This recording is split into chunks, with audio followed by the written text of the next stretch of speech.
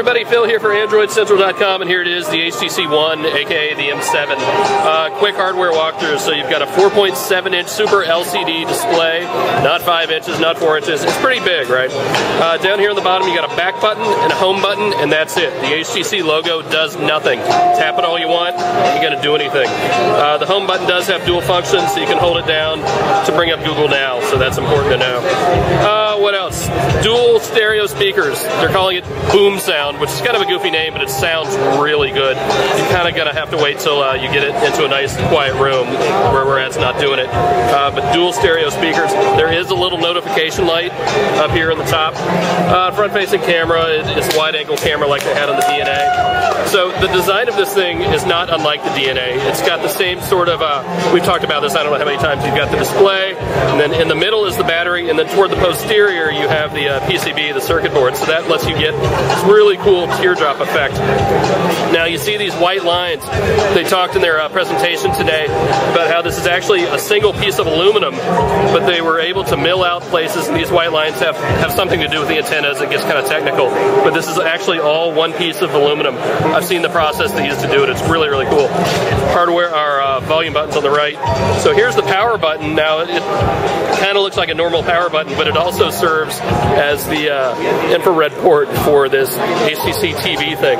It's not going to be huge in the US, but overseas it's a bigger deal. It's essentially Peel, right? Software is the other big deal.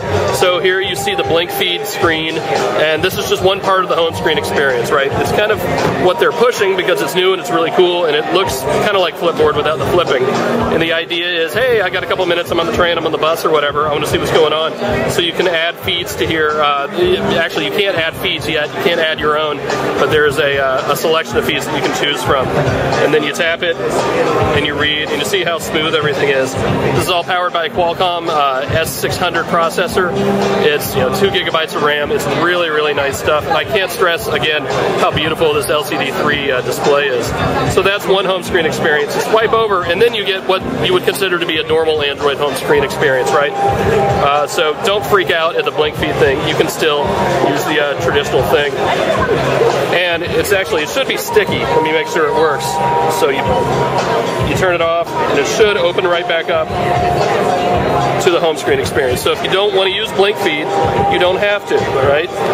You use the standard home screen, turn it back on, and it goes right to it. So that's cool. The app drawer has been refined a little bit. You see it's only a 3x4 grid. It's very, very simple, and they're doing that on purpose. You can still add folders and things like that to it, but it's a really simplified app experience. You can tell the different font that HTC is using in Sense 5. Dive into the settings, and you see the menu experience is kind of the same thing, right? That hasn't changed a whole lot, but they have gone to this offshoot of Roboto. It's a version of the Roboto font. What else? NFC is on here, no wireless charging. It's a metal phone, right? What are you going to do? It is running Android 4.1.2 and not 4.2. I tell you, I'm not going to have a huge deal about that yet, although you are going to miss something like dash clock widget, right? But otherwise, it'll get an update eventually, I assume, but not a huge deal. What else? There's your app screen again, so you can scroll around. The idea is all the carrier stuff is going to be tucked into folders here. So it's really simple, and there are different sorting options like usual. The camera, of course, is the big deal. Again, a total of 4 megapixels, but really, I shouldn't even say that number out loud because we're talking ultra pixels here. 2 micron pixel size on the sensor, which is friggin' huge. There's no better way to see. I keep hitting the HTC button. There's no better way to describe it. So with the camera, you have these things called Zoes. Let's see if I can get my fingers out of the way. There we go. So if you hit the Zoe button, it will record a few seconds of these people doing their thing, which is why they're here doing their things. Let's see if we can find them in the gallery.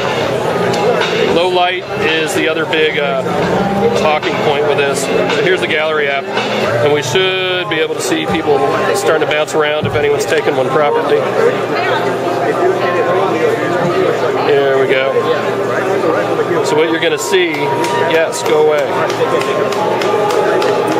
There it is. You do have these these on-screen shortcuts that are really tough to do one-handed. Freeze it, there we go. So now we should be able to see some motion here in a second. There you go. So you get these moving previews that are really, really cool to see. There we go, the Zoe. So it takes a little longer to load than you would think. Open one up, and we should get another preview. There it goes.